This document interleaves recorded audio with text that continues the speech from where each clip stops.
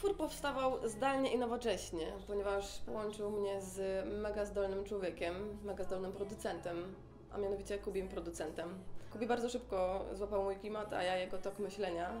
Jak dostałam pierwszy projekt od Kubiego, to siadłam na łóżku i po prostu wylałam sobie morze emocji. Ciekawa opcja, bo jak w zasadzie skończyliśmy utwór, to padł pomysł, żeby zaprosić jakiegoś gościa do tego. I wydaje mi się, że to był strzał w dziesiątkę, zapraszając właśnie do tego utworu Miłosza.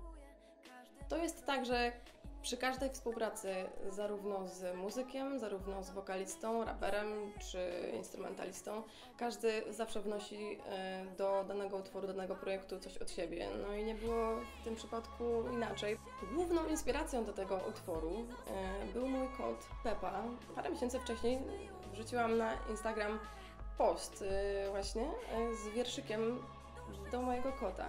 Tak mnie jakoś zainspirował, on miał taką fazę na wiersze. I jak usłyszałam pozycję, projekt od Kubiego, to pomyślałam, kurczę, no idealnie pasuje, tylko że zmieniłam kilka rzeczy i to był początek tego utworu i tak poszła dalej fala. Wszystko zależy od sytuacji i od utworu, bo może mnie inspirować gotowanie, może mnie inspirować jazda na rowerze, może mnie inspirować rozmowa z ludźmi, więc no, wszystko to jest kwestia miejsca, czasu i utworu. Jakiś czas temu musiałam polecieć do Los Angeles i odchorować złamane serce i falę emocji, która we mnie gdzieś tam wrzała i bulgotała. I udało mi się, będąc w Los Angeles właśnie, do hotelowego baru. Trochę się upiłam, no a resztę możecie zobaczyć w teledysku. Myślę, że każdy z Was, nie widząc teledysku, nie widząc filmu, słuchając samą muzykę, tworzy sobie w głowie swój obraz do danego utworu.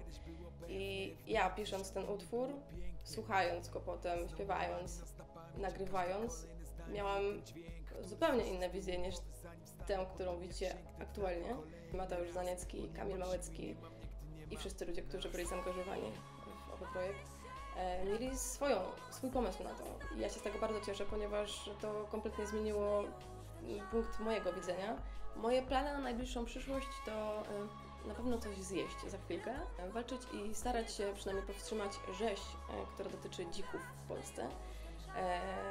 Walczyć o to, żeby nie zabił mnie przy wyjściu z domu i z każdego pomieszczenia smog za oknem.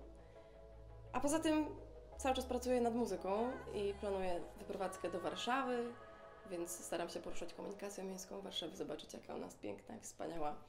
Tak, to są moje plany na najbliższą przyszłość.